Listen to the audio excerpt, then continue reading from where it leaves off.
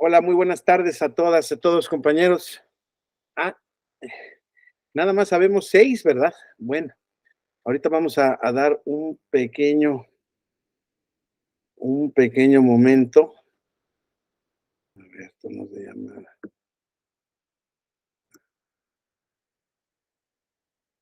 Déjame.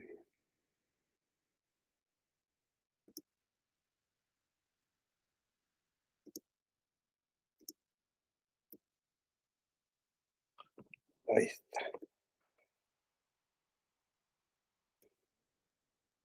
listo, ya está mejor así Buenas tardes, pues ahora sí que somos poquitos, pero vamos a arrancar. Jesús Alberto Robledo, buenas tardes. Mezcli Tlahuitl Rodríguez, Raúl Pablo Moreno. Sí me suena, Raúl Pablo, ya hemos tenido alguna clase, ¿verdad? Y Ricardo Araujo, mucho gusto a todos.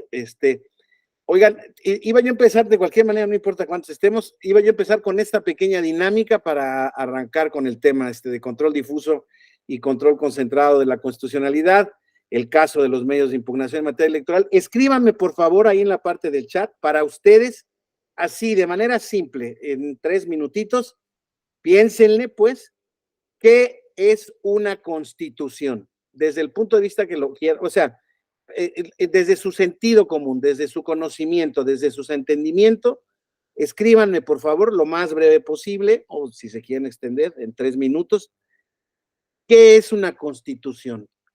Un poco para ustedes, ¿cómo entienden la constitución? ¿Qué entienden por constitución?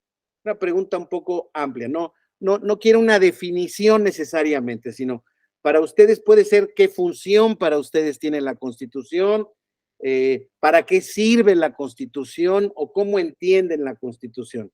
Háganme por favor de escribirlo en el chat y en 3 minutos, aquí me quedo yo, en 3 minutos leo lo que me hayan.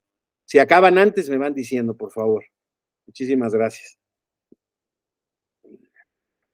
Ahorita que terminen todos, damos una revisada a este tema, porque desde luego que pues de ese entendimiento nos sirve muchísimo para este tema. Yo entiendo que ya seguramente alguno de ustedes tenga conocimiento ya profesional y teórico de este concepto, pero quisiera más o menos que nos pusiéramos en arreglo a ciertos elementos para que podamos discutir sobre este tema, ¿no?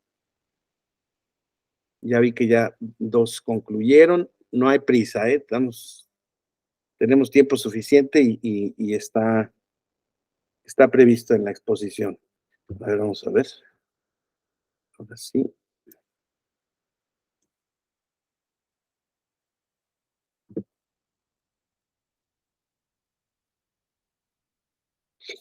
Mm.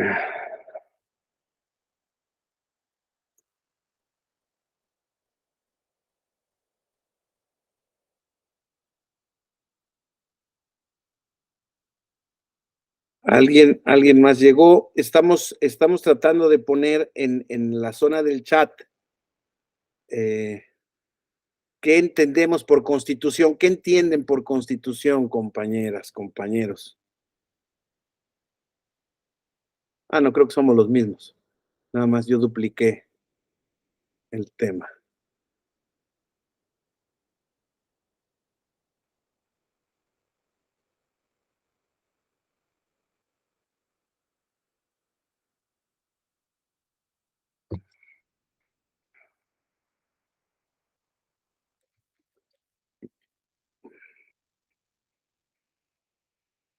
A ver, tengo aquí las contestaciones de Raúl Pablo, Jesús Alberto.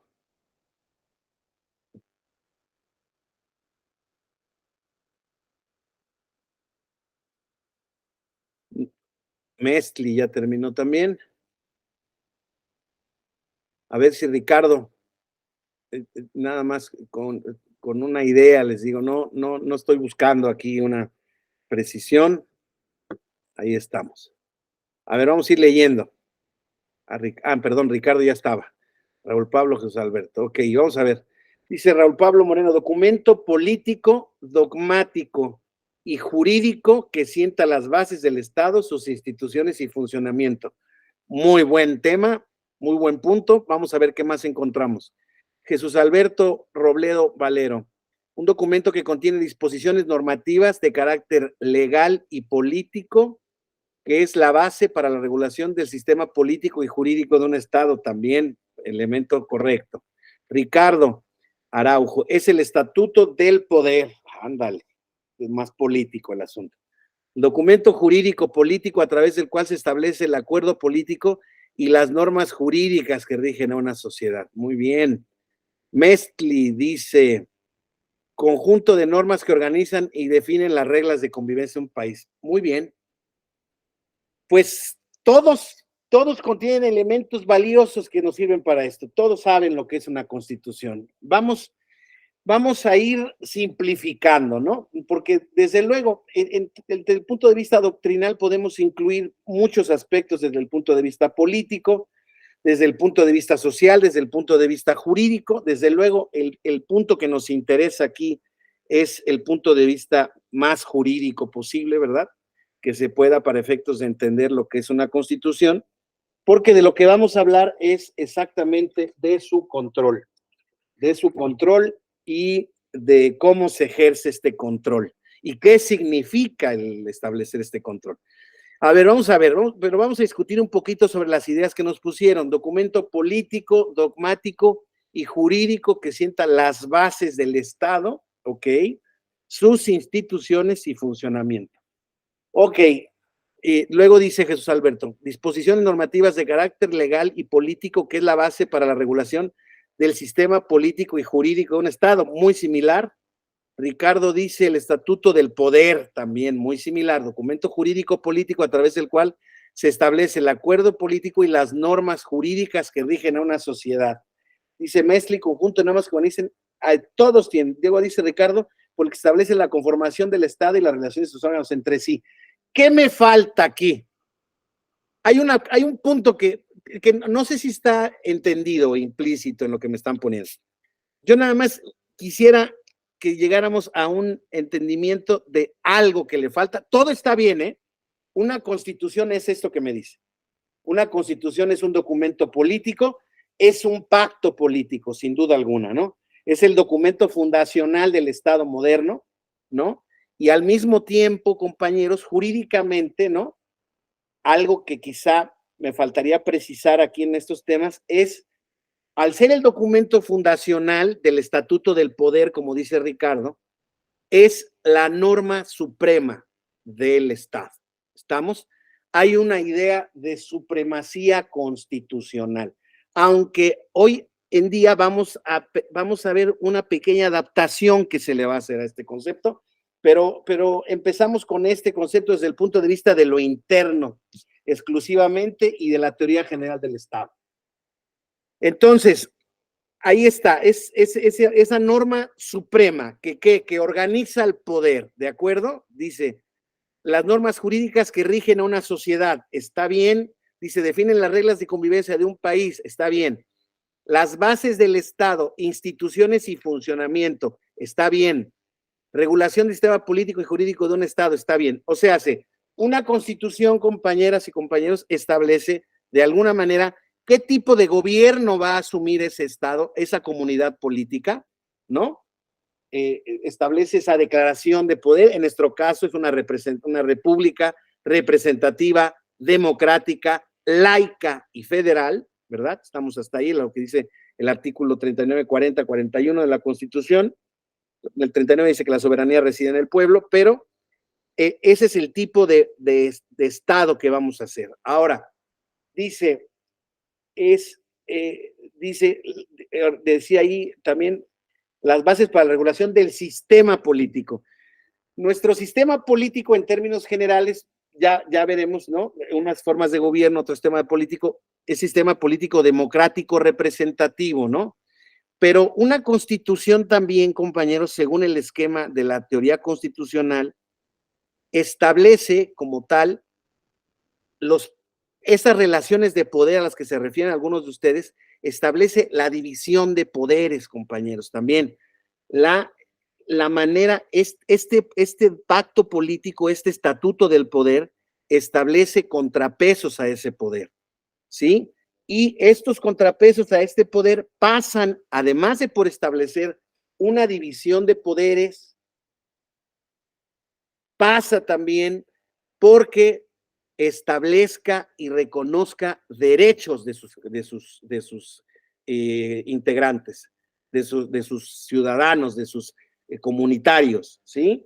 Entonces, podríamos decir, una constitución es ese documento político, jurídico también, o fundamentalmente político, pero transformado jurídicamente en es el documento o el orden jurídico supremo, la base de la pirámide sobre la cual descansará toda, bueno, es la punta de la pirámide sobre la cual descansará todo el sistema estatal, y dicen las relaciones de poder entre ciudadanos y los poderes, y ese poder, a través del reconocimiento de esos derechos.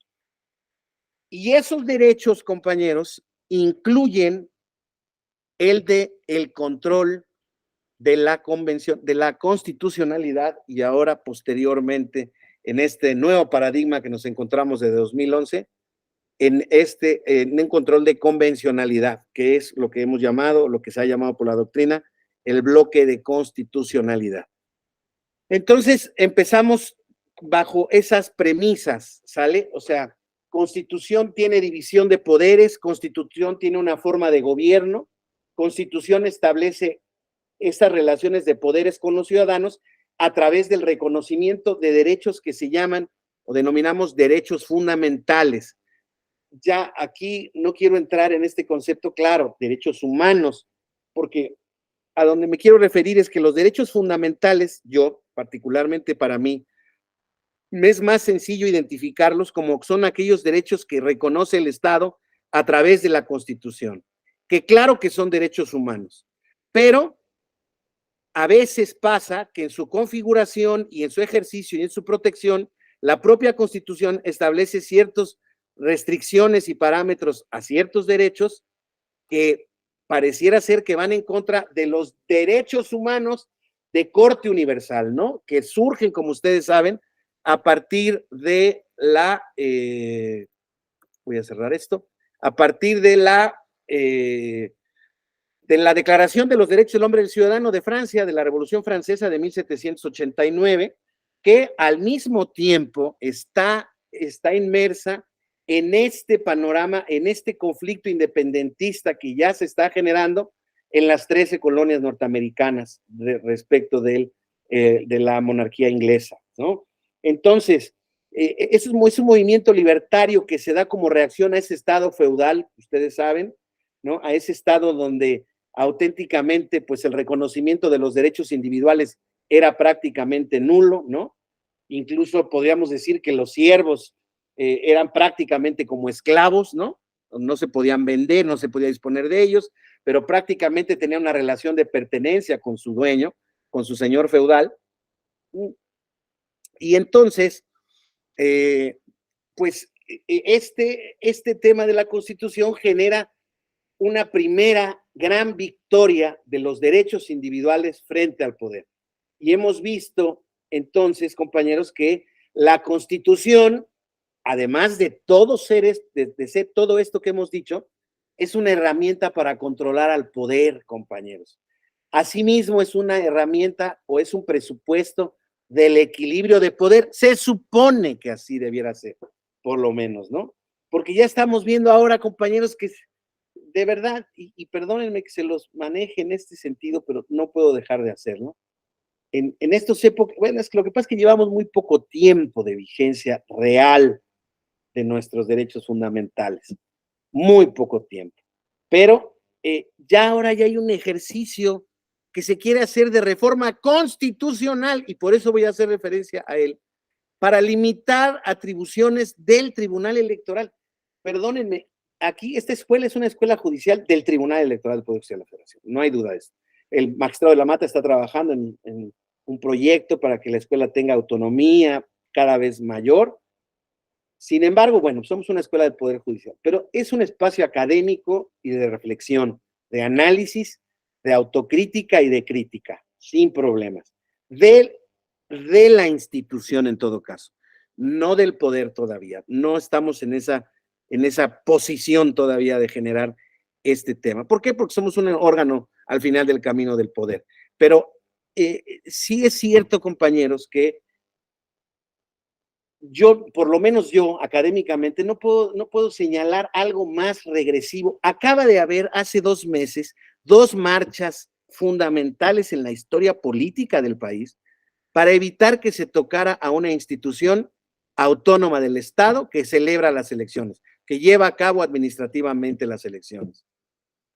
Y, y ahora los partidos de oposición, es lo que convocaron a las marchas, ahora están promoviendo una reforma constitucional para limitar las atribuciones del tribunal que ha ido ejerciendo con base en esto que vamos a analizar el día de hoy. Esto que vamos a ver el día de hoy, eso es lo que les molesta al poder, porque es una herramienta de control del poder, compañera y compañeros. Es un presupuesto de equilibrio del poder y es una garantía de supremacía constitucional. Y eso al poder no les gusta. Y el poder visto como un poder fáctico, como es el de los partidos políticos. Recientemente me tocó dar, justamente el día de ayer, un módulo es del derecho electoral mexicano, y el módulo se llamaba Partidos Políticos y Candidatos Independientes. Y pues arribábamos a la triste conclusión de que esta figura tan generosa y tan virtuosa que puede ser las candidaturas independientes, pues realmente en los hechos fue negada, compañeros, por los requisitos que se pusieron los candidatos independientes. Pero bueno, digámoslo así, ya hubo el reconocimiento de la figura en la Constitución. Hay ciertas bases en la Constitución, pero el desarrollo legal es una cosa tremenda y no ha habido todavía la oportunidad, y bueno, vamos a ver si la puede haber, la oportunidad de que algún candidato independiente, ya ha habido varios casos, ¿no? Que se han quejado de los requisitos de dispersión del apoyo ciudadano, etcétera, etcétera, porque se ponen requisitos sumamente gravosos. Ayer una compañera que es representante de un partido político local en Veracruz decía, yo conozco a 2 candidatos independientes que perdieron sus negocios por la aventura. Pues claro, porque la fiscalización en tiempo real los mató y porque no se dieron cuenta de lo que se estaban metiendo y luego las multas que les pusieron.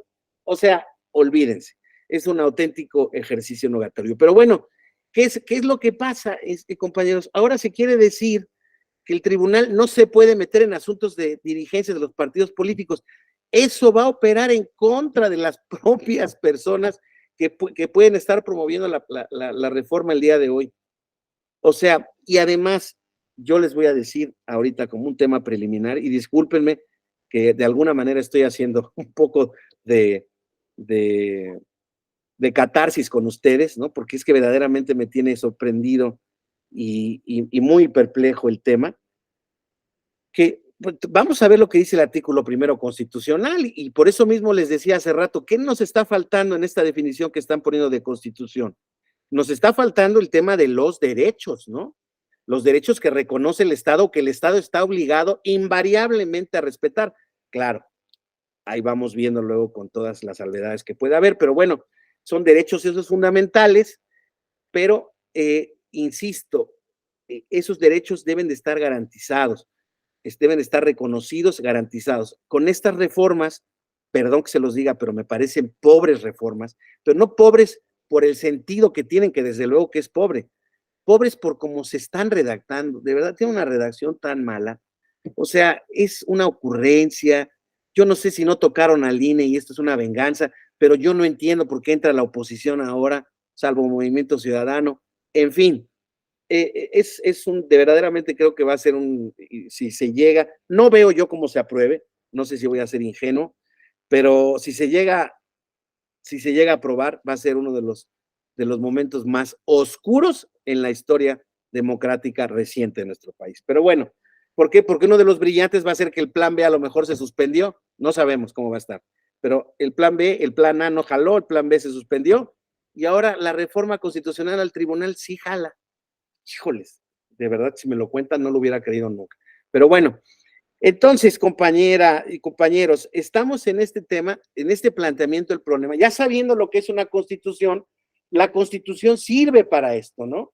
Controlar el poder, equilibrar el poder, que un poder no ejerza mayores funciones sobre otros y garantizar que ninguna ley, que ninguna ocurrencia parlamentaria, por eso es que la quieren hacer constitucional esta reforma, esté por encima de lo dispuesto por ese pacto político, por ese estatuto del poder que se supone que nos dimos como comunidad en algún momento dado. Pero bueno, insisto, como existe la posibilidad de reformar las constituciones, vamos a estar siempre un poco sujetos a las ocurrencias del poder. Entonces, compañeros, el módulo nos identifica que, digamos, control difuso y concentrado de constitucionalidad en materia electoral, los medios de impugnación. Bueno, yo aquí ya vieron que ya le añadí en el título control difuso y concreto de constitucionalidad y convencionalidad. Podríamos poner entre paréntesis control abstracto y control concreto. ¿Sale? Hay varios conceptos que vamos a estar viendo ahí que se derivan de este tema, ¿no? Bueno, pero vamos estudiando, ya que estamos viendo estos procesos de libertad, estos procesos de reconocimiento de derechos, estos procesos de formación del Estado moderno, esos procesos de creación constitucional, ¿no? De dogmática constitucional, como dijo alguno de ustedes. ¿Cómo surgen, no? Bueno, pues hay dos grandes modelos y a partir de eso se han desarrollado modelos mixtos como el de nuestro país. Pero los grandes ejemplos son el modelo de revisión judicial, el common law o judicial review, ¿no? En donde el poder judicial, todos los jueces de todos los estados, en un pacto federal como lo es auténticamente la Unión Americana, los jueces ordinarios aplican la ley al caso concreto bajo el principio de supremacía constitucional. Es difuso. ¿Por qué es difuso, compañeros? Porque lo aplican todos los jueces. O sea, no hay una manera de ir necesariamente a un órgano especializado. Cada juez que se encargue en cada estado, claro, alguien me puede decir en el sistema americano, ya de manera muy técnica, son sobre cuestiones de leyes locales que van en contra o de las leyes federales o de la Constitución. Ustedes saben que en Estados Unidos auténticamente el modelo federal funciona de manera o sea, como la teoría nos enseña. Esto quiere decir, los estados se reservan prácticamente las mayores de las facultades, ¿no? Fiscales, administrativas, civiles, mercantiles, de todas las materias, y le dejan a la federación ciertos nichos, los menores. Sí, impuestos federales, sí, administración federal, como son control de aduanas, migración, etcétera, etcétera, pero en general están perfectamente bien delimitados los ámbitos y hay facultades concurrentes, ¿no? Pero, por ejemplo, una de las facultades que en nuestro país podríamos decir es concurrente entre los estados y la federación, que ya se ha tergiversado en una facultad nacional, es el de las elecciones. En Estados Unidos, el sistema electoral, siendo un sistema federal, es prácticamente un sistema local. Léase, no es como en nuestro país, donde el Instituto Federal Nacional Electoral, ¿no? Es el que lleva la voz cantante en la selección nacional. No, allá es al revés. Allá hay un órgano federal muy pequeño que se encarga de recopilar datos de lo que los institutos locales o los órganos locales electorales le dan, ¿no? Además del sistema de votación indirecta que es distinto, ¿no? Entonces, compañeros, en ese campo, en el modelo de revisión judicial, es un control difuso de constitucionalidad y vamos a verlo aquí, compañeros, que es, al ser difuso, es un tipo de control por definición, no necesariamente, pero por definición es concreto. O sea, es a partir de un caso concreto que se eleva una cuestión de inconstitucionalidad ante los jueces ordinarios. Entonces, los jueces ordinarios tienen, dependiendo del estado y la técnica de precedentes que se ha ido formando en determinado estado, pueden resolverlo en la sentencia final o pueden hacer una cuestión de inconstitucionalidad, que es un tema como incidental. Ese es prácticamente cómo funciona en términos generales. Y a partir de ahí, está el tema del stare decisis o el sistema de precedentes judiciales. Es un sistema sin duda muy complejo, pero que trata de darle uniformidad y certeza a ese sistema que es por todos los jueces. Vamos a ver ahora cómo la respuesta europea a ese sistema es el sistema concentrado, justamente por el problema de la multiplicidad de interpretaciones que puede existir en cada órgano judicial de la Constitución. Entonces, al ser un sistema de control difuso, les decía yo, es un sistema incidental o concreto, o sea, mediante la revisión de un caso concreto y la cuestión de constitucionalidad se resuelve generalmente incidentalmente, no es necesariamente así, ¿eh? Y sus efectos solo se extienden interpartes, solo aplica a ese caso concreto. Entonces, ese es el sistema, e insisto, eso sí, el criterio de interpretación que se da en cada caso, si es relevante y si se considera de materia inconstitucional o de control constitucional, entonces ese precedente, pues desde luego pasa a formar parte del sistema de stare decisis que, insisto, es un sistema complejo, pero bueno, es un sistema que trata de dotar de certeza al sistema. El otro modelo que se extiende después de la posguerra, compañeros, de la posguerra de la Primera Guerra Mundial, es un sistema concentrado, es el modelo de Hans Kelsen, ustedes ya lo estudiaron en su teoría constitucional, muy necesariamente, ¿no? Centraliza el control constitucional bajo la idea de que la Constitución es la que distribuye el gobierno, las facultades, el poder entre el gobierno y el Parlamento, y debe de existir un paso intermedio entre los límites competenciales de cada poder, ¿no? En el sistema concentrado, compañeros, el Tribunal Constitucional, que es el órgano de modelo concentrado, que por naturaleza al distinto o en oposición al difuso, este puede ser abstracto. O sea, aquí se presta para que sea un control abstracto. O sea, cuando una ley se emite puede ser cuestionada respecto de su inconstitucionalidad, ¿no? Entonces, en este caso, el Tribunal Constitucional actúa como legislador negativo, aunque, debo decirlo aquí también, es una de, digamos, de las características que lo separan del modelo de revisión judicial. Sin embargo, aquí en el sistema concentrado también puede haber un sistema basado en caso, sí puede ser una revisión al caso concreto, como ya lo veremos en el caso del amparo en la Suprema Corte de Justicia de la Nación, el amparo en revisión. Entonces, cuando se hace este control abstracto, pues naturalmente los efectos que tiene la resolución del Tribunal Constitucional son generales, tal como vamos a ver ahora. Ya están viendo ustedes aquí de alguna manera el modelo mixto que impera nuestro país, un modelo mixto un poco a fuerzas, pero bueno, vamos aterrizando. Entonces, en este sistema concentrado, compañeros, es un órgano específico del Estado, un tribunal constitucional distinto al Poder Judicial ordinario, a los tribunales supremos de los estados.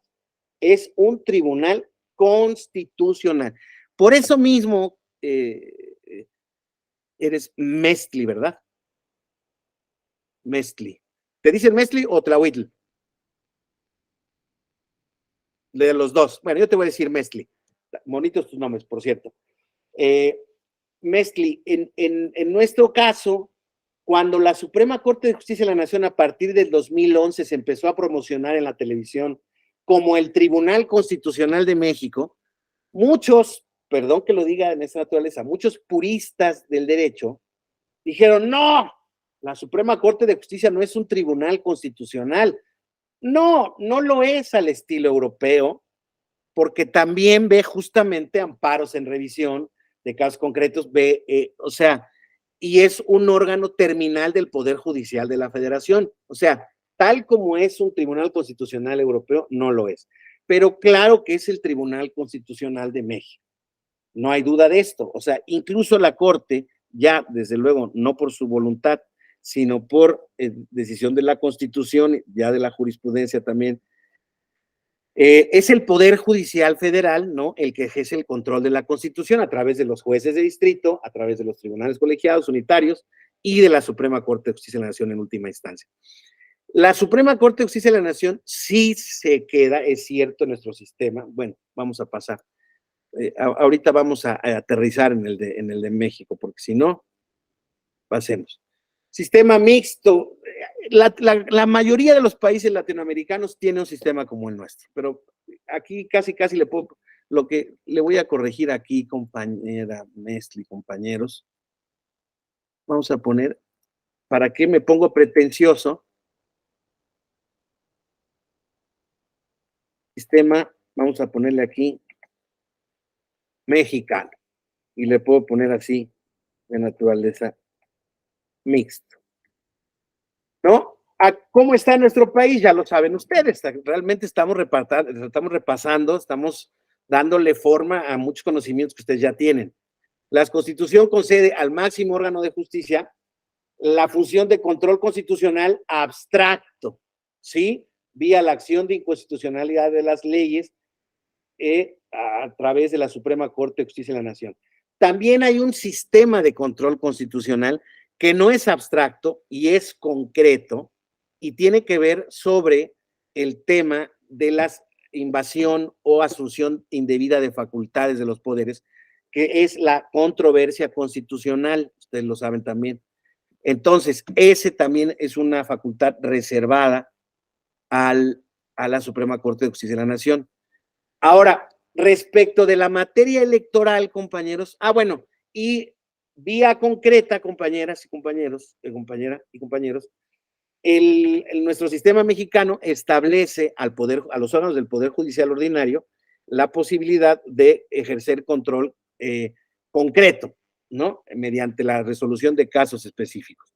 Entonces, ahora, respecto de la materia electoral, compañeros, existe esta división, ¿no? De tipos de control.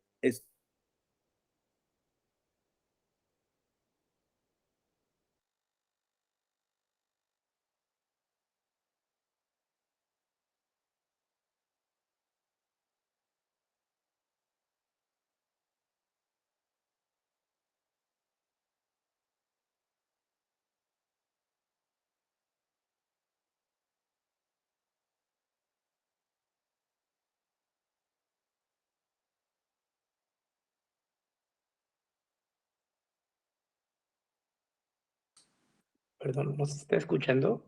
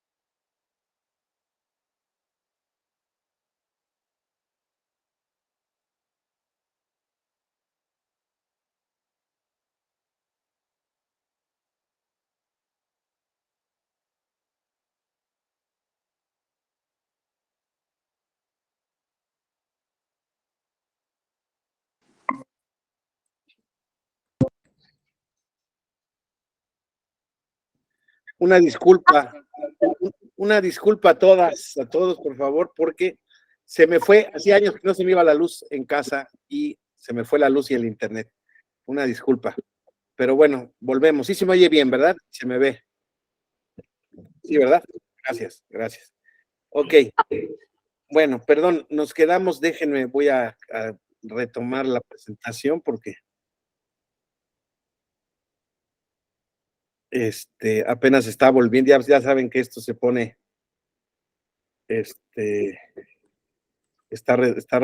ya saben, la computadora se están abriendo todas aquí está. Pero entonces, estábamos con el tema en materia electoral, ya estamos regresando, ahorita mismo vamos a...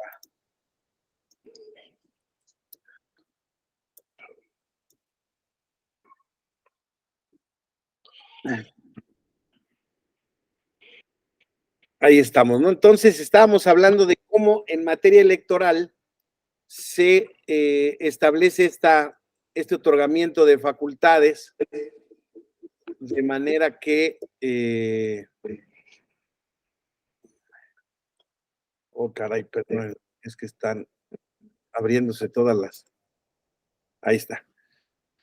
De manera especializada al Tribunal Electoral. Y esto responde, como ustedes saben, a la particularidad de nuestro país, en donde en mucho tiempo no existió el control jurisdiccional o jurídico siquiera de los actos político-electorales. Ustedes recuerdan que la Suprema Corte de Justicia de la Nación desde el siglo pasado, en aquel famoso amparo que se denominó Amparo Morelos, porque se refería a una ley hacendaria emitida en el estado de Morelos, había establecido la tesis de la incompetencia de origen. ¿Se acuerdan de esa disputa histórica entre Iglesias y Vallarta, en donde el Poder Judicial terminó por excluir de su conocimiento el tema político electoral?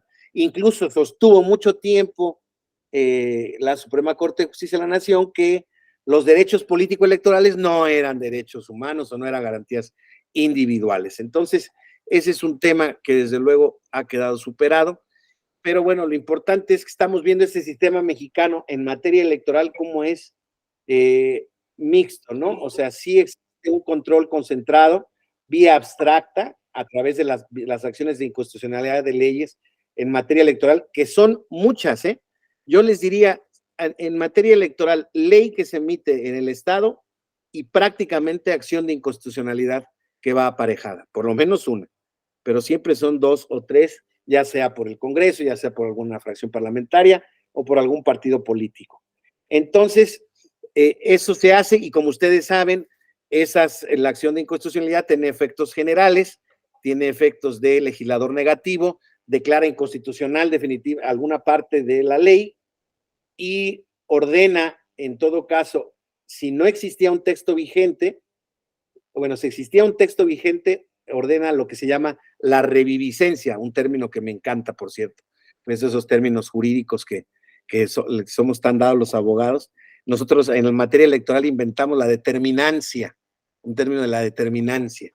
Dios mío santo, la Real Academia bueno, la Real Academia también tiene tan poca vergüenza, pero bueno, entonces ordena la reviviscencia del texto anterior o ordena al legislador, en su caso, legislar en determinado sentido. Entonces, creo que esto más o menos vamos por ahí, claros, ¿no? Si hay dudas, por favor, no duden en interrumpirme, en acotarme, por favor, ¿sí? Luego, pues aquí, ¿qué explica este tema? Además, es importante porque aquí vamos a ver cómo esta revisión histórica realmente nos hace ver que los pactos políticos, como son la Constitución, están a veces para no ser cumplidos, ¿sí? Tantas disposiciones en la Constitución que se establecen de manera casi ejemplar y el Estado y los poderes y los actores políticos no están dispuestos a cumplirlos. En Estados Unidos, ese sistema del control difuso, del judicial review, se da justamente en un entorno de desconfianza del parlamento inglés y entonces ese sistema parte de la base de la confianza en los jueces americanos, que en un principio iban desde luego todavía a partir de los estatutos de independencia de la Constitución americana, todavía tenían algunas reminiscencias de algunas leyes inglesas que tenían que controlar. Ya saben que ese proceso fue un proceso realmente, pues no como ningún proceso político, ¿no? Ya en 2000 yo había pensado que habíamos transigido a la democracia, muchos de nosotros, y pues en 2006 nos dimos cuenta que no, que todavía faltaba. Bueno, todavía en 2023 estamos preguntándonos si ya llegamos o no hemos llegado a la transición democrática. Entonces, en ese tema, entonces, ellos, los americanos, a través de la sentencia Marbury contra Madison, Marbury versus Madison, obligan a los jueces a fundar sus decisiones en la Constitución. Dice aquí más en la Constitución que en las leyes, desde luego, asumiendo este principio que habíamos platicado de la supremacía constitucional. Y es que es un concepto que es fundamental entenderlo. Cuando yo estudié Derecho Constitucional y me explicaban mis maestros que el derecho constitucional era algo así como la columna vertebral de un cuerpo, y el derecho civil era algo así como las arterias que corrían por él, de verdad que no se equivocaban. Es auténticamente una muy buena manera de ejemplificar lo que corresponde la Constitución en un sistema jurídico, político jurídico, ¿no? Como instrumento político, desde luego la Constitución forma parte o es la expresión de ese pacto político. Claro, siempre en términos de, como decía Weber, casi de teología política, ¿no? Es una manera de conceptualizar estos procesos políticos, pero ese pacto político se ve representado en la Constitución. Ahora, jurídicamente hablando, que es este sistema de relaciones entre poderes, de respeto de poderes a derechos y la convivencia entre derechos privados, ¿no? Hoy en día ya lo podemos ver eso respecto a la eficacia horizontal de los derechos humanos, y díganme si no tienen un vecino ruidoso o un vecino que contamina el edificio, y ya podremos ir entendiendo lo que para muchos en un principio no era claro. Cuando yo estudié en la Universidad Complutense de Madrid el doctorado, estaba muy de en boga, bueno, hace 30, 95, ya van a ser casi 30 años, compañeros. En ese entonces estaba muy en boga la teoría de la Wittwirkung, que era la teoría de la eficacia horizontal de los derechos fundamentales. Esto es, el control de la violación de los derechos humanos o derechos fundamentales violados por particulares, ¿no? Entonces, en un principio, yo que venía de México y los latinoamericanos decíamos, oiga, no, pues ese control nada más puede existir por violaciones al poder. No entendíamos esa horizontalidad de los derechos humanos cuando realmente pues hemos convivido con ello todo el tiempo. Lo que pasa es que no teníamos la manera ni la manera de saberlo ni de entender cómo se podían hacer o en su caso exigir el cumplimiento, el respeto a los derechos humanos, no por vía el cumplimiento necesariamente a una norma administrativa, por ejemplo, que le prohíbe a un vecino en un reglamento administrativo del municipio tal subir tantos o cuantos decibeles su música, sino en un reglamento de condominio respecto de un departamento a otro, donde yo le puedo exigir a mi vecino de manera absolutamente privada el que no suba los decibeles porque no me deja dormir, ¿no? Pero bueno, perdón por la digresión.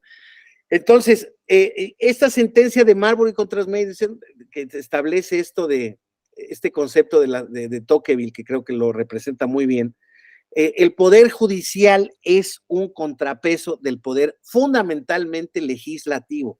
Y fíjense cómo las palabras de Tocqueville toman mucha relevancia en estos tiempos de planes B y planes de reforma a la Constitución, donde desafortunadamente la representación popular establecida en nuestro órgano parlamentario, que es el Congreso de la Unión, pues no sé si está respondiendo auténticamente a las demandas ciudadanas. Perdón, y también voy a hacer aquí un comercial negativo, pero no me lo puedo aguantar. Y son poquitos, si me acusan, yo sé que no van a ser tan malos conmigo, pero porque además es muy divertido. O sea, ayer aprobaron por brutal mayoría en nuestro Parlamento que pueden ser diputados y senadores los muchachos de 18 años, y secretarios de Estado a los 25 años. Mi hijo tiene 21 años, les juro por mi vida, con el amor que le tengo a él, no votaría por él nunca en mi vida, porque no puede ni arreglar su cuarto. Imagínense que lo voy a mandar a una disputa política. O sea, perdone, no es mi hijo, es la generación de cristal que nos inunda hoy en día. Espero que no sea ninguno de ustedes, no, ustedes ya son mayores de 18, de 20 años, ustedes ya son mayores, pero es auténticamente la sin razón, cuando la lógica, fíjense, a mí me tocó ser electo magistrado, compañeros, tuve esa fortuna por accidente cronológico de la vida, por suerte, como le quieran ustedes llamar. Raúl Pablo tiene 21, sí, bueno, no sabemos si está bromeando o no, pero no les voy a preguntar su edad. Decía el maestro de la PES, en paz descanse, que esa es plática de carretoneros, entonces no les voy a obligar a decir eso. Entonces, pero ¿qué sí les puedo decir? Yo fui electo magistrado electoral regional federal a los 35 años y 2 meses. Justo el requisito para ser electo era 35 años. Entonces, por accidentes del destino me ha tocado ser el magistrado. Creo que ya me ganó uno más, no me acuerdo quién es, pero ha habido uno de 35 años, un mes. Pero a mí, incluso en mi proceso de selección en ese entonces, 2005, no, en 2005 me eligieron, el proceso de selección fue en 2004. Cuando me eligieron, me impugnaron en el proceso ante la Suprema Corte de Justicia de la Nación porque no tenía yo la edad. Y en efecto, cuando el proceso estaba vigente, yo no tenía los 35 años cumplidos. Pero al momento de la designación, que fue a los 2 meses de haberlos cumplido, ya los iba yo a tener. Entonces fue motivo de un incidente en la Suprema Corte de Justicia. Pero bueno, me tocó vivirlo. Y yo terminé mi magistratura, compañeros, a los 43 años recién cumplidos. Y saben, ahora que tengo 53, hace 10 que terminé la magistratura, hago una revisión, de verdad se los digo total y absolutamente honesto. Me llegó muy joven la magistratura. No me arrepiento de ninguna decisión que tomé como juez, de ninguna. Y creo que todo lo resolví conforme a mis principios éticos y morales y conforme a la ley, a la Constitución y la ley que prometí respetar y hacer cumplir. No es por ahí. Pero en el manejo del equipo, en la madurez que se requiere para manejar un órgano institucional. Los últimos 3 años me tocó ser presidente de la sala, éramos 135 personas. Si bien es cierto, no todas dependían de mí o de mis decisiones, pues podríamos decir que yo estaba a cargo de ese órgano del Tribunal Electoral. Y yo considero que fue una etapa donde aprendí a madurar, pero lo ideal es que un juez, cuando llegue, ya esté maduro, no vaya a madurar ahí. Hoy en día, se los digo auténticamente, a mí todavía me tocó una época dorada donde estas presiones políticas que estamos viendo hoy en día no eran tan complicadas, de verdad no eran tan actuales. Yo no sé si era porque de alguna manera llevábamos apenas 10 años de vigencia del sistema. Bueno, cuando me nombraron ni siquiera 10 años llevábamos, eran 9 apenas. Y entonces estábamos en las mieles estas de la transición, ¿no? Y entonces como que todo el mundo estaba conforme con el sistema electoral. Y hoy en día, compañeros, a 10 años vista, 15 años vista, 18 años vista, ya el tema es de desencanto total de la clase política con estos órganos que controlan la constitucionalidad. Les decía yo hace rato, esta herramienta de control del poder, de equilibrio del poder, ¿no? De prevalencia de derechos, ya no les gusta. Pues, la verdad es que es triste. En su momento, les digo yo, la verdad es que me tocó este tema y a mí me hubiera encantado, se los digo ya de verdad auténticamente, a mí ahorita, no sé si me encantaría ser juez o no, pero creo que sería un mucho mejor juez que cuando lo fui hace 10 años que terminé de serlo y 18 que empecé a hacerlo. Entonces, imagínense un parlamentario, pues son los que hacen las leyes, es lo que estamos diciendo. El Parlamento es tradicionalmente, desde el punto de vista político y jurídico, la expresión máxima de la soberanía popular, compañeros. Mesli, Ricardo, Raúl Pablo, y déjenme, para que no se me olvide nadie, Jesús Alberto, Ricardo y Diego me faltaba. Esto auténticamente es la expresión máxima, ¿no? Para mí no hay mayor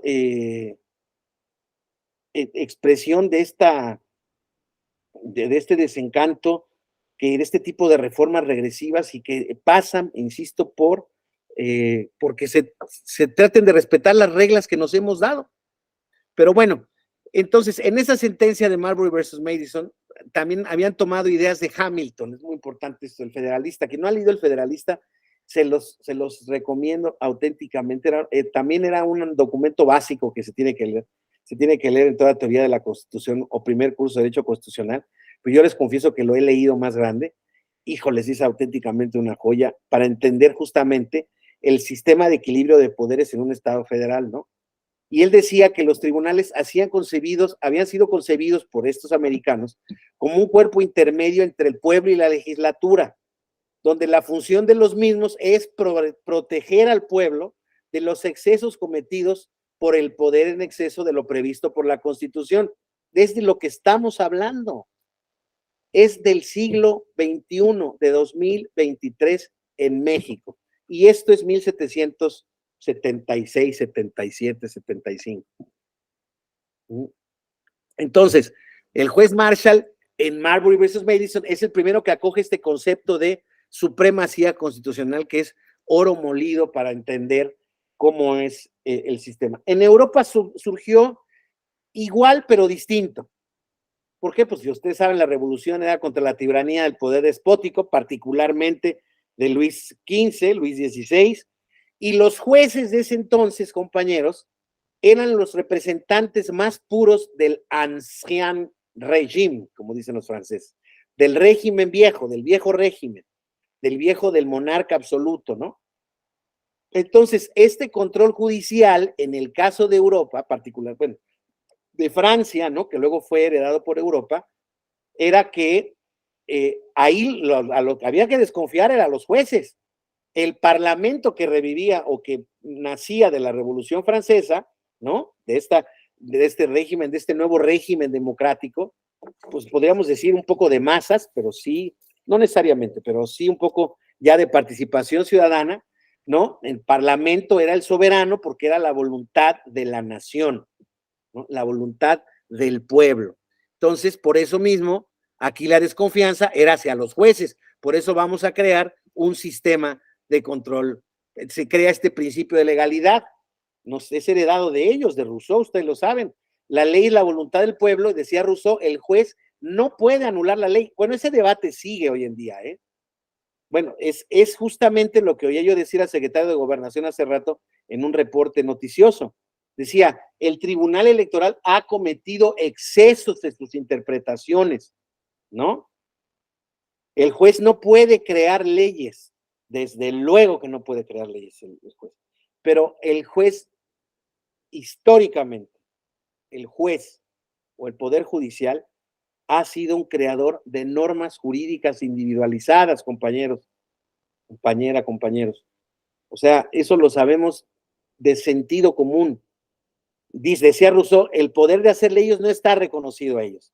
Entonces, en la teoría de división de poderes de Montesquieu, el juez es únicamente un aplicador ciego de la ley. Ah, pues ese es a quien se están hoy en día acercando. Fíjense, lo virtuoso que era la teoría de división de poderes, o lo virtuoso que es la teoría de la división de poderes de Montesquieu, es una teoría que no se acompasa mucho con esta nueva corriente de tutela del control de convencionalidad, porque no hemos llegado ahí, pero ya vamos a llegar. Este control ahora de constitucionalidad ya no lo es solo de constitucionalidad, sino que es solo de convencionalidad. Entonces la Constitución, compañeros, compañeros, la Constitución forma parte de una guía orientativa, pero ya no es la máxima referencia jerárquicamente hablando. Estamos hablando de la supremacía constitucional como un punto fundamental para entender el control de la constitucionalidad. Sí, de acuerdo. Pero desde 1789 se crea esa Declaración Universal de los Derechos Humanos del Hombre, recopilada o recogida, adoptada por la Asamblea General de Constitución de la ONU en 1948, después de la Segunda Guerra Mundial, ¿no? Y en los múltiples tratados internacionales. Quien quiera realmente acudir a una teoría de interpretación de los derechos humanos, internacional de los derechos humanos, pues tiene, con la de 1789 tiene, prácticamente ahí está todo. Pero bueno, insisto, ahí es donde se crea, desde ese entonces están previstos estos derechos humanos, estos derechos inherentes a todo individuo como ser humano y como ser humano perteneciente a una comunidad política, ¿no? Entonces, fíjense, tanto tiempo y nosotros apenas hace 10 años que estamos reconociendo a los derechos político-electorales como derechos fundamentales o derechos humanos. ¿Se acuerdan ustedes incluso que nuestro capítulo primero nuestro libro primero de la Constitución se llamaba de las garantías individuales, ¿no? Yo estudié garantías y amparo, ¿no? En mi derecho constitucional 1, mi parte dogmática, que alguno de ustedes hacía referencia hace rato, que tiene razón en el concepto dogmático, por toda la significación de teoría política que tiene, ¿no? Pero bueno, fundamentalmente era el reconocimiento de las garantías individuales como los derechos a tutelar, y los típicos eran el 3, el 27 y el 123, que por cierto estaba fuera de la parte dogmática, ¿no? El derecho al trabajo. Pero bueno, esta concepción realmente entonces ha quedado superada ya, superada. Vamos a seguir viendo el caso mexicano. Perdónenme aquí. Bueno, a partir de la segunda posguerra es cuando se da esta teoría vigentísima de Kelsen, ¿no? El Parlamento puede cometer excesos, recuerden ustedes además, los excesos no tan solo provenían del viejo régimen. Una vez que se dieron democracias incipientes en Europa occidental, pues ya vieron lo que pasó en la Primera y la Segunda Guerra Mundial con el Imperio Austrohúngaro y posteriormente con la República Alemana, ¿no? Pues los sistemas totalitarios tenían parlamentos que auténticamente, al estilo de Carl Schmitt, ¿no? Teóricos del parlamento y de la creación de la justificación y el entorno constitucional de justificación y de cubrimiento, de legitimación de regímenes auténticamente autoritarios, totalitarios, como lo fue el nazi o como lo fue el régimen socialista soviético, ¿no? De Stalin, también de previo a la Segunda Guerra Mundial y posterior a la Segunda Guerra Mundial. Ahí se vio más que nunca la necesidad de la creación de tribunales constitucionales, y entonces ahí fue que se creó auténticamente ya la figura del Tribunal Constitucional como el referente más acabado del sistema concentrado de control constitucional. Ahora, en nuestro caso mexicano, primera sorpresa, ¿no? El constituyente de 17 estableció desde 17, en el artículo 133, el sistema de control difuso inspirado en la Judicial Review americana. El artículo 133, prácticamente desde su promulgación, dice lo mismo. Esta Constitución, las leyes del Congreso de la Unión que emanen de ella y todos los tratados hechos y que sirven por el presidente de la República, con aprobación del Congreso, serán la ley suprema de toda la Unión. Primera parte. Ahorita vamos por partes. Y luego dice, los jueces de cada estado se arreglarán a dicha Constitución, leyes y tratados, a pesar de las disposiciones en contrario que pueda haber en las constituciones o leyes en los estados. Pues, ¿qué es esto, Ricardo? Si no es la declaración más pura del control difuso en la Constitución. Es más, ahorita vamos a comparar este 133 que está vigente, limpio, puro y duro, como se lo estoy poniendo aquí, con el artículo primero constitucional, que está reformado desde 2011. Pero ahí está el control difuso, compañeros. Voy a decir Mesli y compañeros. Entonces, el asunto pasa porque ahí ya estaba el sistema. Pero que, mira, incluso aquí se los estoy poniendo acá. Fue reformado en 1934 la primera vez y en 2016 para quedar exactamente igual. Le cambiaron letritas, le cambiaron palabras, pero en esencia es la misma redacción. O sea, no sabemos al final del camino, por el 133, si la Constitución, los tratados internacionales o las leyes, los tres son las leyes supremas o va por orden de numeración. No me contesto. Porque ya después en 2011 se contestó eso, ¿no? Pero bueno, en el texto constitucional se autorizaba el control difuso, pero la Suprema Corte negó la posibilidad de aplicarlo desde siempre. Nunca hizo jurisprudencia, pero desde siempre. La jurisprudencia la hizo prácticamente hasta el 2099, que prohibían expresamente dicho control del control de la constitucionalidad a los jueces y tribunales ordinarios. Y no daba ninguna razón, ¿no? Decían únicamente está vedado este tema para el poder. Y claro, la razón que explicaban los ministros en charlas académicas o los teóricos constitucionales como Burgoa, ¿no? O don Héctor Fixamudio, pero él ya posteriormente mucho más avanzado, decía que claro, que el control difuso podría generar ese problema que anticipábamos de la judicial review, ¿no? La cantidad y multiplicidad de interpretaciones que pueden hacer los jueces ordinarios respecto de una norma constitucional puede generar un caos interpretativo, normativo de certeza o que atente contra la certeza jurídica que debe de reinar o predominar en cualquier sistema jurídico, ¿no? Entonces, pues así estuvo mucho tiempo, ¿no? Entonces, pero como ustedes saben, se dio un caso muy famoso, el famoso caso emblemático, el caso Radilla Pacheco, donde la Corte Interamericana de Derechos Humanos por primera vez condenó al Estado mexicano. Fíjense, también esta es una parte muy importante, ¿no? La jurisdicción interamericana, México la adoptó desde 1969, si no mal recuerdo, 68. Y al igual que muchos otros estados de la región, y nadie había acudido, y las cortes y la comisión no habían sido capaces de establecer algún caso en contra de algún país cuando pues, realmente la Comisión Interamericana había constatado durante mucho tiempo que el estado de la vigencia de los derechos humanos en muchos de los países de Sudamérica, no particularmente México, Chile, Brasil, Argentina, bueno, pues que estaban viviendo incluso dictaduras, pues era auténticamente pues un desastre, pero claro, la Organización de Estados Americanos en esa vigencia les dijo a la Comisión y a la Corte, ustedes quédense callados, porque ahorita estamos en stand-by en este momento, pues porque estamos en la vigencia de regímenes militares autoritarios, ¿no?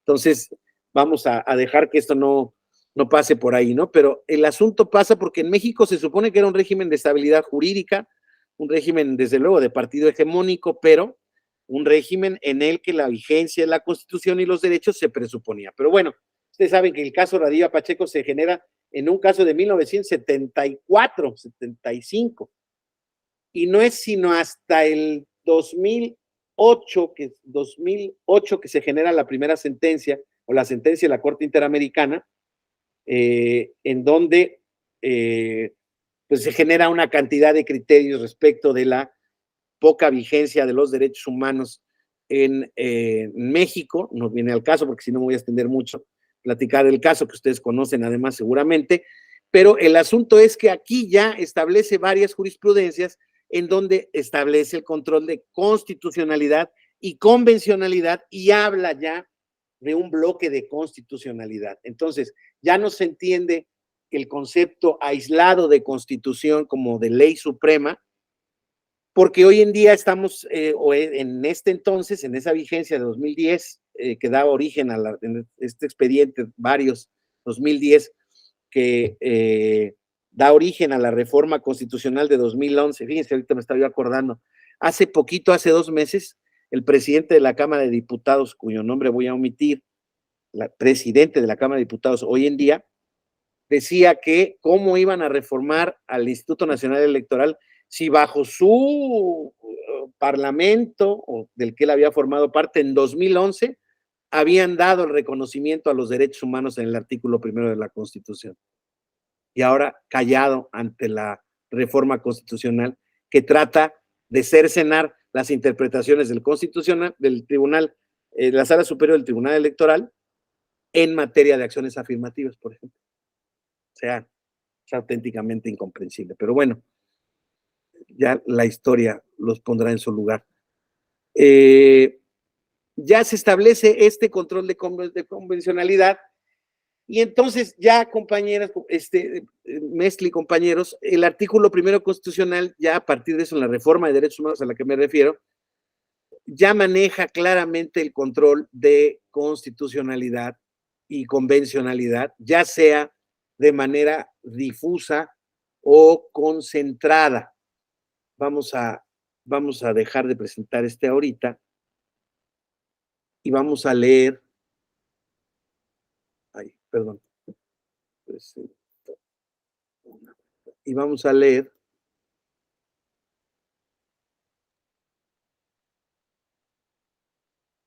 Ahí está, a ver, vamos a ver. Aquí está.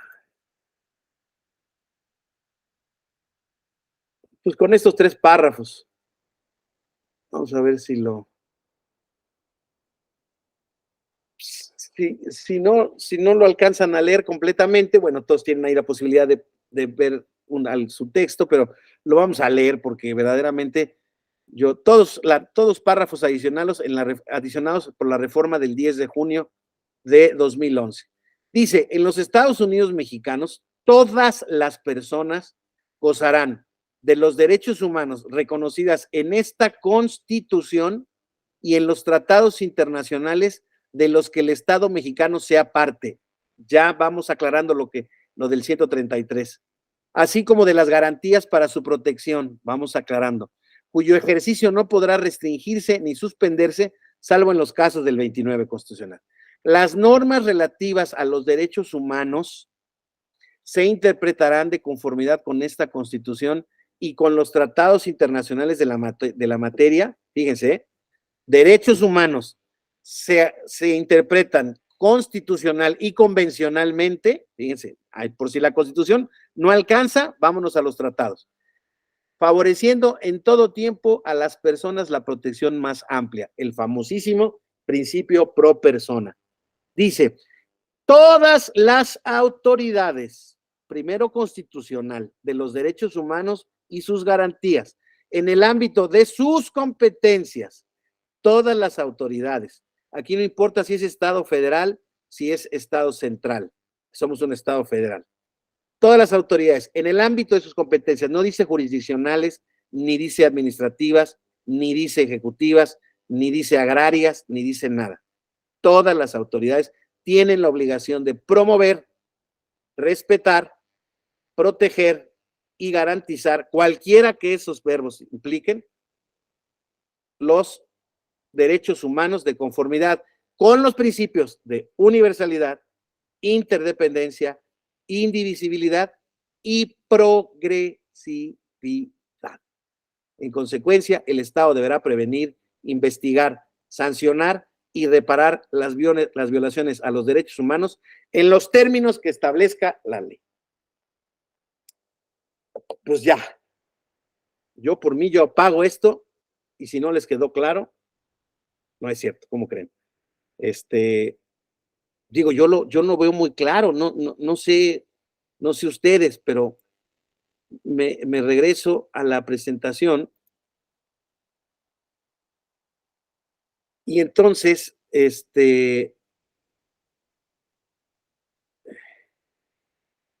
fíjense cómo incluso a raíz de esto, o sea, esto es lo que dice el artículo primero en sus intenciones.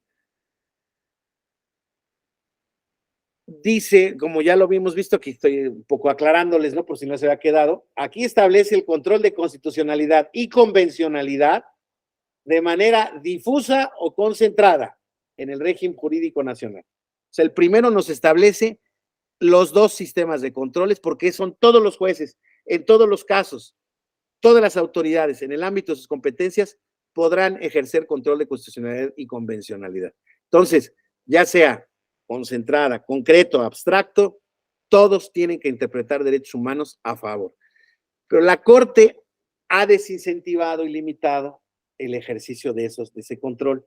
Fíjese en esa tesis con ese registro. Dice, bueno, realmente estoy siendo aquí quizá un poco severo. Es mi criterio, pero tengo que ser más objetivo. O sea, la Corte ha emitido ciertas reglas para seguir teniendo de alguna manera el control de definir que no lo tiene que hacer, porque ella lo puede hacer por facultad constitucional.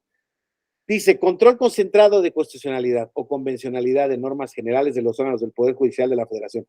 Su ejercicio en amparo directa no se limita ni condiciona con los pronunciamientos que realice la jurisdicción ordinaria a través del control difuso. Fíjense, ¿eh?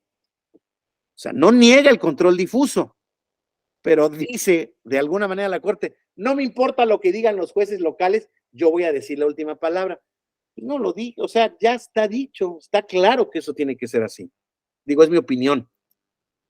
Dice en las tesis con estos registros, control difuso de constitucionalidad y convencionalidad, prácticamente reitera la idea que hemos comentado. Su ejercicio no limita ni condiciona el del control concentrado. Control difuso de la constitucionalidad no tiene el alcance de que los tribunales constitucionales locales conozcan de asuntos relacionados con violaciones a la Constitución política de los Estados Unidos mexicanos respecto de asuntos que no sean de su competencia. Y entonces, fíjense esta tesis, control concentrado de constitucionalidad o convencionalidad de normas generales de los órganos del Poder Judicial de la Federación. Otra vez, su ejercicio en amparo directo no se limita ni condiciona con los pronunciamientos que realiza la jurisdicción ordinaria a través del control difuso. Fíjense, incluso hay ciertos estados que, como ustedes saben, tienen salas constitucionales electorales en sus estados. Incluso ellos, pues se supone que ejercen algún control, bueno, ejercen control concentrado por lo que hace a sus ámbitos de competencia, y pues eso sabemos que no lo tiene que decir la Suprema Corte. Lo que decida de las salas constitucionales, pues no vincula a la Corte, no. Pero ¿qué es lo que no se establece en las reformas al Poder Judicial que sea consistente con esta cuestión? El famoso sistema del stare decisis de los americanos, que en una contradicción de criterios planteada por alguna parte, por algún poder o por algún individuo o de oficio, la Suprema Corte de Justicia pueda establecer cuál es el criterio prevaleciente. Claro, eso podría quizá solamente, es hipotético el caso, ser motivo de mucho trabajo para la Suprema Corte de Justicia, pero no creo que sería una labor en cualquier caso inalcanzable ¿no? O sea, yo creo que sería una labor perfectamente correspondiente con el ejercicio del control de la constitucionalidad, porque me toca ir a foros en donde se discute, por ejemplo, si un OPLE puede justamente interpretar, fíjense, según el primero constitucional, se preguntan si el OPLE puede ejercitar o conceder acción afirmativa a algunos grupos minoritarios. Un OPLE. ¿Qué opinan ustedes? ¿O qué opinarían ustedes? Venga, Ricardo. Sí, pues mi opinión es que sí podría hacerlo, pues basándose precisamente en este artículo que estamos analizando, en la parte que toda autoridad, pues no se consigue nada más a una autoridad jurisdiccional, sino a una autoridad administrativa o de cualquier otra índole. Desde mi punto de vista, sí cabría el poder realizar acciones afirmativas en protección a los derechos humanos y bajo los principios que enumera igual el artículo. Esa sería mi opinión, doctor. Gracias, Ricardo. Coincido plenamente. Déjenme ser enfáticos. Coincido plenamente. Yo les voy a platicar, después de que terminé la magistratura en la Sala Regional Guadalajara, el magistrado Manuel González Oropesa me hizo el honor de venir a coordinar su ponencia aquí a la Sala Superior. Y me tocó coordinar su ponencia 4 años. Y desde que llegué, él ya saben, él es un académico constitucionalista muy reconocido en nuestro país y afuera del país, un hombre con una capacidad de producir textos y academia, investigación muy importante, pero entre sus joyas que yo decía, o sea, bueno, que a mí me llamaba la atención, él era un gran defensor del control difuso, simple y sencillamente por el análisis histórico y literal del artículo 133 constitucional. Y él es, además de amante del derecho comparado, él es un estudioso del derecho americano. Esto que le estoy platicando del Judicial Review ya me hubiera pegado 3 zapes porque me hubiera dicho que me faltaron 3 o 4 explicaciones o 3 o 4 contextos. Es un experto en ese tema y él decía que justamente ese artículo se había copiado bueno, se había inspirado en los debates del constituyente, en fin, incluso tiene un artículo, un libro, una monografía incluso respecto del 133, y él, al lugar en el que iba, ya me tocó a mí ir después de la reforma del 2011, pero creo que a partir justamente de la reforma del 2011 decía, yo siempre se los he dicho. Él decía, no necesitaban el artículo primero para poderlo hacer, porque el 133 los habilitaba. Y sí es cierto. O sea, por eso empecé con ese hace ratito, ¿no? El 133 era los jueces de los estados. Sí, ahí sí habla de los jueces, ¿no? No recuerdo si habla de los jueces. Dice 133, dice los jueces de cada estado. Sí, ahí habla de los jueces.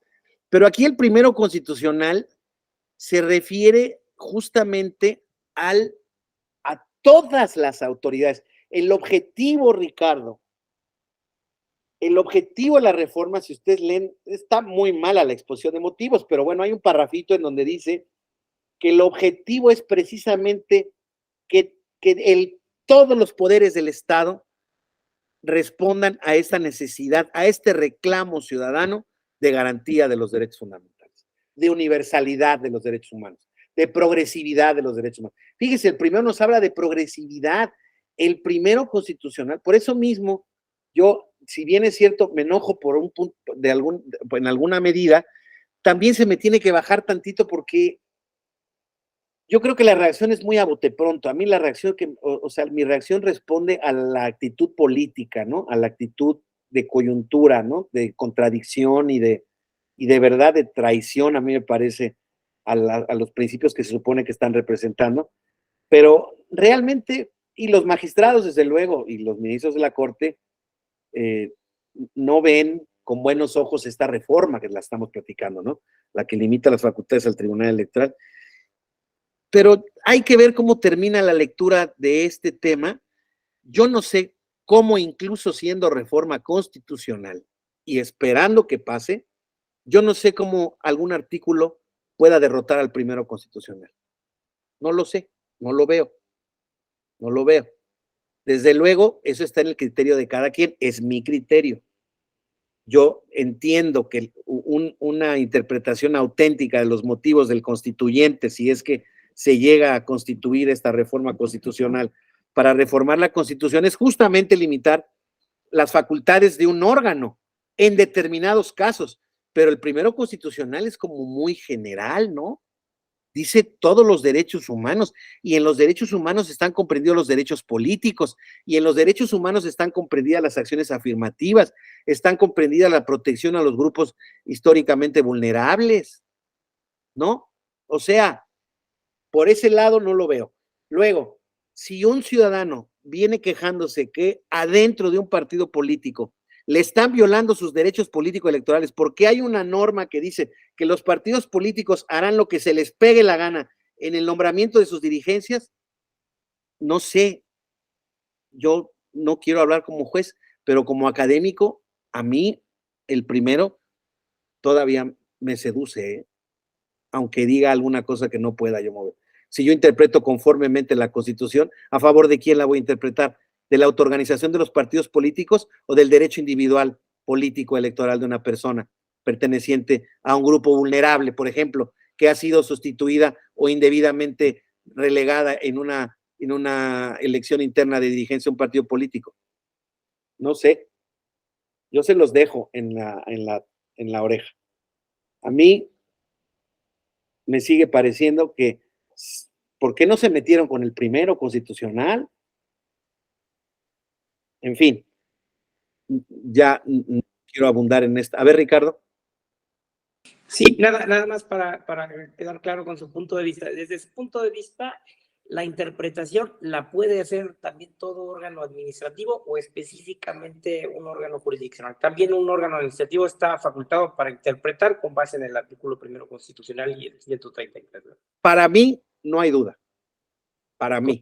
Muchas gracias. Si yo fuera miembro de un NOPLE, claro, insisto, estamos en un ejercicio académico, pero bueno, sí se vale, es un ejercicio académico. Si yo fuera miembro de un NOPLE y viene en competencia en una candidatura, en un partido político, en igualdad de circunstancias, una persona migrante y me pide que un determinado grupo ya está suficientemente representado en las candidaturas del partido, que no hay ninguno de él, me acredita su calidad y tal o cual cuestión, yo sí me atrevo.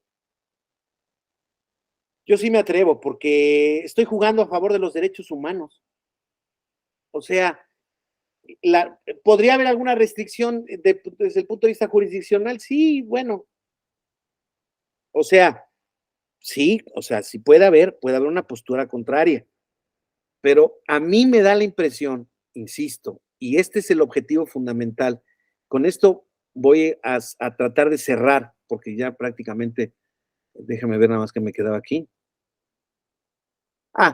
Voy a cerrar con esto, pero les anticipo un poco esto. Para mí, el objetivo y el paradigma que nos llaman y que nos dicen del neoconstitucionalismo, que ahora tiene muchísimas expresiones, entre otras, este tema del principialismo jurídico, ¿no? De constitucional, de que la Constitución al estar llena de contenidos políticos, de principios políticos, y hay que estar a ellos, ¿no? O sea, hay que desentrañar ese sentido a partir de los principios. O sea, a partir de todas estas corrientes novedosas que van en el entendido de hacer cada vez más acotado el poder o más respetuoso de los derechos individuales, ese es el objetivo de la creación del primero constitucional. Es el objetivo de que México se haya vuelto hoy en día, pues se supone, ¿no? Un Estado constitucional y democrático de derecho, de a de veras y no de a mentiras.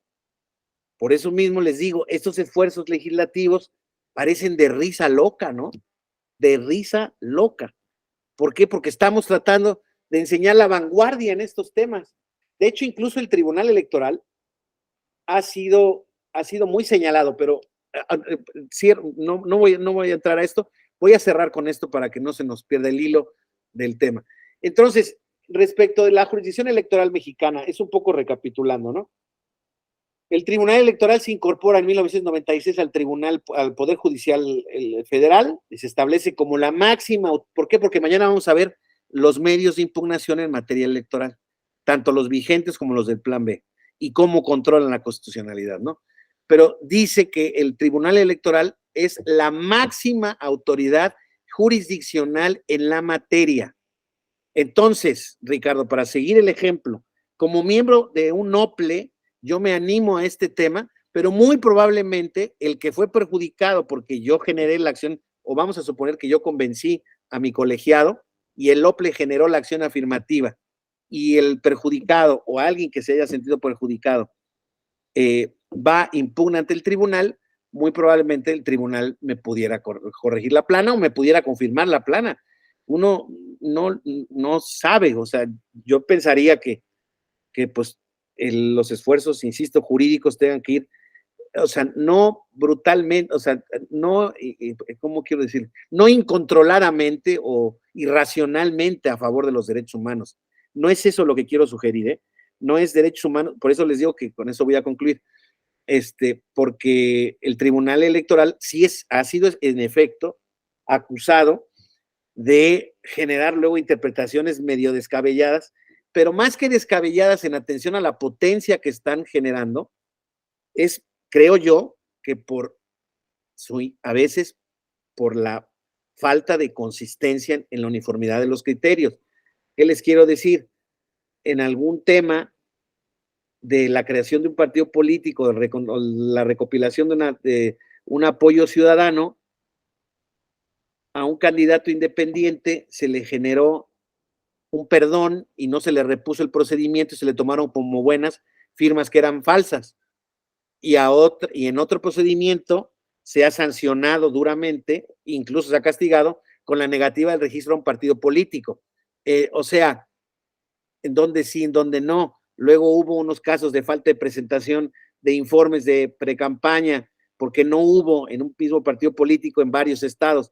En Michoacán y en Guerrero se negó la candidatura y eso generó, bueno, pues hoy dijo el presidente de la República, que el Tribunal Electoral, que esos del INE y los del tribunal habían actuado malamente, quitando candidaturas al de Guerrero y al de Michoacán. Pues sí, pero le reconoció al de Zacatecas. O sea, y hizo lo mismo. Entonces, aquí el problema es un poco de consistencia, y eso también puede ser una falla humana. O sea, tampoco es, ¿qué quiero decir? O sea, los tribunales no están obligados a ser 100% consistentes desde el punto de vista legal o constitucional. Claro, a ver, si van a tomar un criterio y lo van a abandonar después, yo creo que debe de haber justificación, explicación y certeza para la comunidad jurídica o para los miembros o justiciables de cómo se está juzgando una cosa y por qué se está abandonando un determinado criterio. Lo que no se creo que se valga es que a casos iguales, en un caso se resuelva de una manera y en otro se resuelva de otra porque se diga que son distintos, sin justificación. No, esa sí es una obligación del tribunal. A ver, insisto, y el tribunal, como toda obra humana y como toda institución, tiene buenas y tiene malas. El INE tiene buenas y tiene malas. Eso, yo tampoco estoy aquí yo en el tema de que el INE no se toca, de que el tribunal, todas las instituciones, toda obra humana puede ser objeto de mejora, de reforma, porque todas son perfectibles, son obras humanas y todos los seres humanos cometemos errores, cometemos excesos y desde luego que tenemos que hacernos responsables de ellos. Ahora, más bien yo creo que hay decisiones de los tribunales que no nos gustan, que no gustan, insisto, porque terminan perjudicando a ciertos intereses de cualquier ámbito, ya sea de la justicia ordinaria o de la justicia electoral, ¿no? No, por ejemplo, sí, muchos casos fiscales donde los tribunales perdonaban algunas deudas y en otras deudas las justificaban, etcétera, etcétera. En el caso electoral, ponía este ejemplo de los apoyos ciudadanos, pongo ejemplos de fiscalización, pongo ejemplos de incumplimientos a las normas, ¿no? Hoy en día se quiso reformar la Constitución, por ejemplo, para evitar las prohibiciones o los límites establecidos en el 41 y 134 respecto de la propaganda indebida, de los actos anticipados de precampaña y de campaña, ¿no? Y de lo que se puede decir o no en el ejercicio de un cargo. ¿Por qué? Y no vamos a descubrir el agua tibia, está todos los días en los medios. ¿Por qué? Porque ahorita está el debate, por ejemplo, si se quita o no se quitan las conferencias de la mañana del presidente, en donde el presidente dice lo que él considera pertinente. Bueno, a veces lo que dice el presidente en las mañanas se replica en todos los medios y puede ser que constituya una infracción a la ley. Bueno, la ley de comunicación social que está suspendida hoy en día trataba de excluir de esa responsabilidad cualquier tipo de ejercicio de comunicación política y fundamental, en aras de la libertad de expresión también de los servidores públicos. Me parece bien, nada más que, ¿qué creen? Que este sistema electoral que tenemos vigente ahorita se construyó sobre una base totalmente contraria, sobre que el poder no podía abusar de su posición, ni en uso de recursos públicos, ni en exposición personalizada, porque ahí abusaban y ahí se generaba el piso disparejo en la contienda electoral. Eso fue una conquista de la oposición y ahora desde el gobierno se quiere eliminar todo ese tema. ¿Por qué? Porque se quieren hacer o se hacen todos los días actos anticipados de precampaña y porque se dice lo que se piensa. Bueno, a ver, en España, en Estados Unidos, en Alemania, en Francia, en Italia, en Inglaterra, los líderes del gobierno normalmente, si no son los líderes del partido, son el principal referente del partido. Y van a todos los actos políticos de ellos.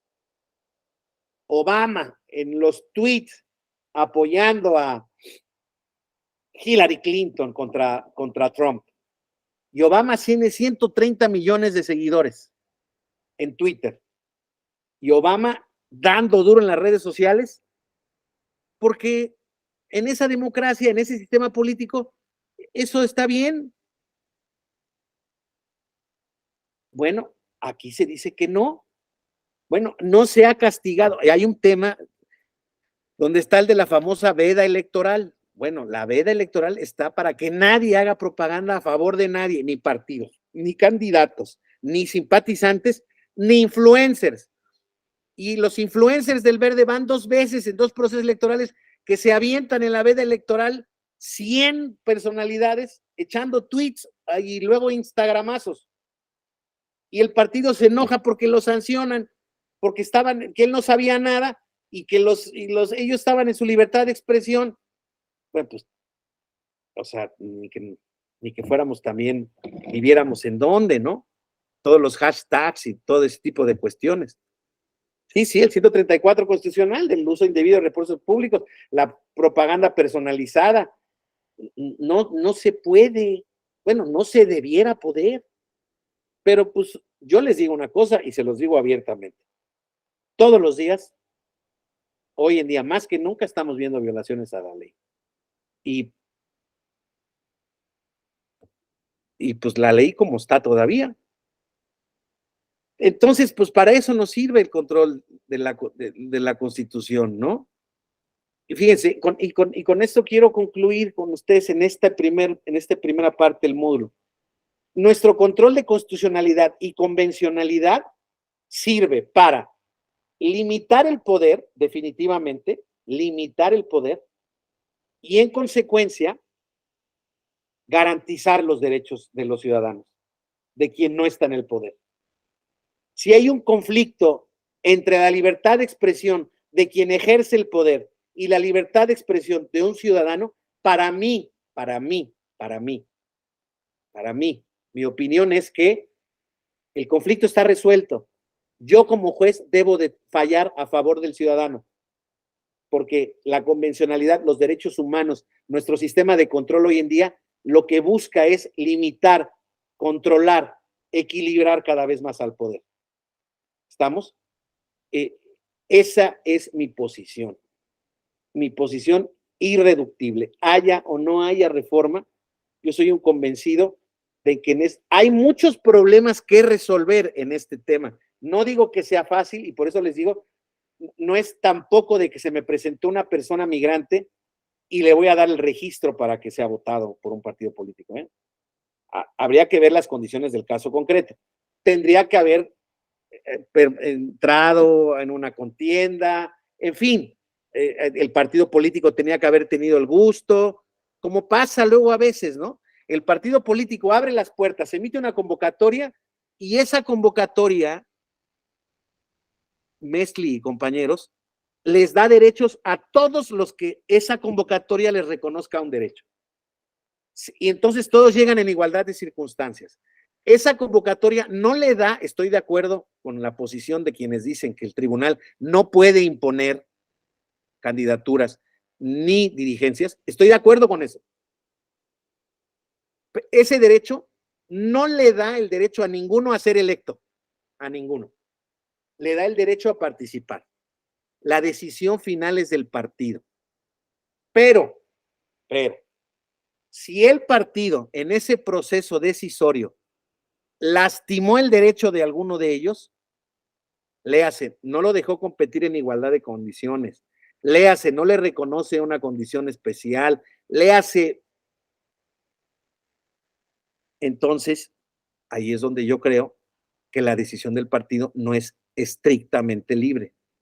Tiene que reconocer ciertos puntos de vista. Ahora bien, insisto, son casos de laboratorio, son casos que prescinden de muchas circunstancias. La jurisdicción no es tampoco tan sencilla como pretendo hacerla ver. Lo que les quiero hacer es simplificar en la medida de lo posible, en mi posición, cuál es nuestro sistema hoy en día de control de constitucionalidad y convencionalidad que está vigente a raíz de una sentencia condenatoria de un organismo internacional que generó un cambio, una revolución en jurisprudencia del Tribunal de la Suprema Corte de Justicia de la Nación y el Poder Judicial Federal, y un cambio en nuestra constitución política que está vigente y que dice eso. No me estoy inventando nada. No me invento nada.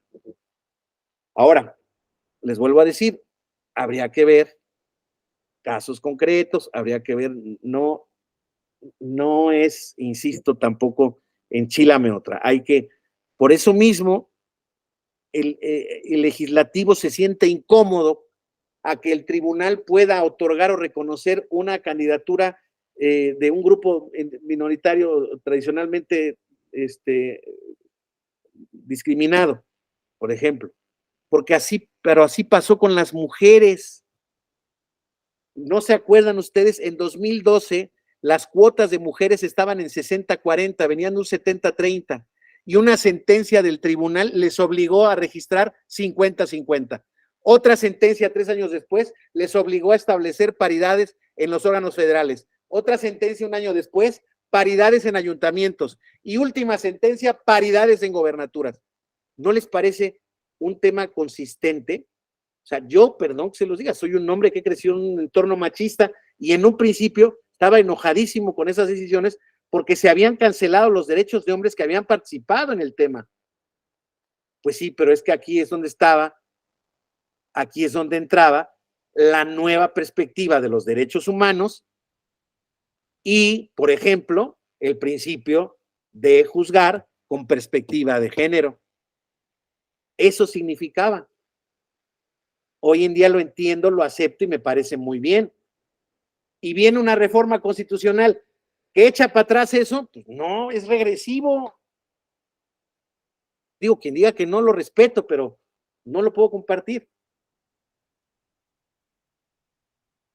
Con eso termino, compañeros. Espero que no me vean demasiado apasionado. Pero este tema es un tema que es de los que más me gusta abordar, porque la verdad es que es un tema muy actual y muy actual por los problemas o los nubarrones que enfrenta, ¿no? Pero les vuelvo a decir, y es un tema sobre el que desafortunadamente hay mucha gente interesada y mucha gente estudiosa en este tema, pero hay mucha gente que no está familiarizada con él. Hay mucha gente que realmente no entiende lo que es el paradigma. Bueno, no quiero pretender que yo lo entienda. Ni siquiera sabe lo que es el tema del paradigma de los derechos humanos, ¿no? Que es distinto. Pero bueno, mañana vemos esto, cómo se traduce ya en los medios de impugnación en materia electoral, desde las acciones de inconstitucionalidad de leyes, los medios de impugnación que están previstos en nuestra ley y en incluso la ley reformada que está suspendida. Entonces, si no tienen alguna otra cosa que platicarme, que decir, que aportar, mañana nos veríamos. Les agradezco mucho su atención, su amable atención y su tolerancia. Muchas gracias y mañana nos vemos entonces. ¿Sale? Y concluimos el módulo. Gracias, Mestli, Raúl Pablo, Ricardo, Jesús Alberto. Muy agradecido. Nos vemos mañana. Gracias, Mónica. Nos vemos mañana. Gracias. Nos vemos, doctor. Hasta mañana. Gracias.